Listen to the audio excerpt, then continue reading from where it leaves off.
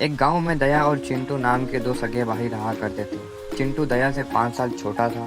बचपन में ही माँ बाप के गुजर जाने से दया ने चिंटू की परवरिश की थी। दया अकेले ही घर का खर्चा संभालता था क्योंकि चिंटू एक आलसी लकड़हारा था। आज दोपहर के 1 बज चुके थे मगर चिंटू अभी तक सोकर नहीं उठा। दया उसे दोपहर तक सोता देख दया उसे गुस्से से बोला, अरे उठ जा छोटे भाई, कितनी देर तक सोएगा? सूरज सर पर आ गया है, कब जाएगा तू काम पर? दया की बात सुनकर चिंटू अंगड़ाई लेकर उठा।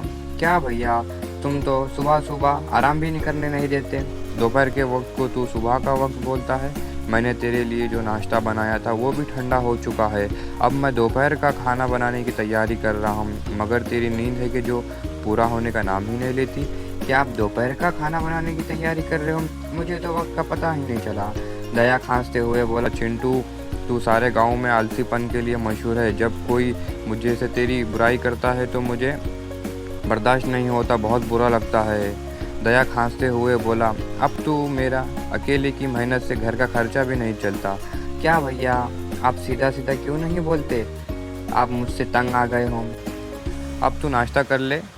चिंटू नाश्ता करके अपनी कुल्हाड़ी लेकर जंगल की ओर चल दिया। चिंटू अपने घर से थोड़ी ही दूर चला था कि एक गांव में रमेश चाचा उसका मजाक उड़ाते हुए बोले, क्या बात है चिंटू, आज फिर तू इतनी जल्दी उठ गया?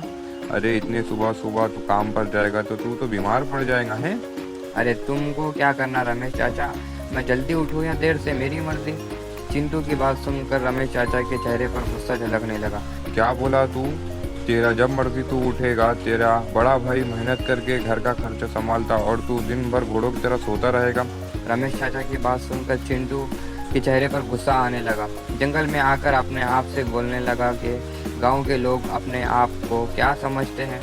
मैं आज इतने लकड़ियां काटूंगा कि इन लोगों का सबका मुंह बंद हो जाएगा। इतना कहकर चिंटू लकड़ियां काटने लगा। चिंटू थोड़ी सी ही लकड़ियां काटने लगा था कि उसे महसूस होने लगा, मैं थक गया हूँ।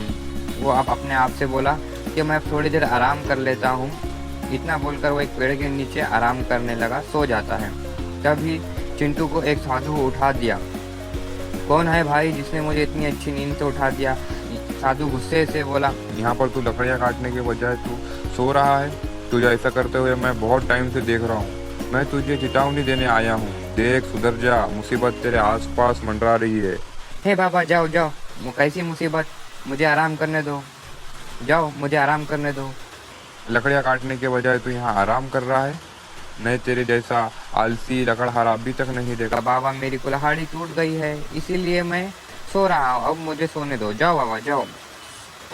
साधु ने अपनी हाथ पीछे करके उसे एक कुल्हाड़ी दी, ये ले कुल्हाड़ी, इससे लकड़ियाँ काट। जाओ बाबा, मैं सिर्फ अपनी कुल्हाड़ी से ही लकड़ियाँ काटता हूँ।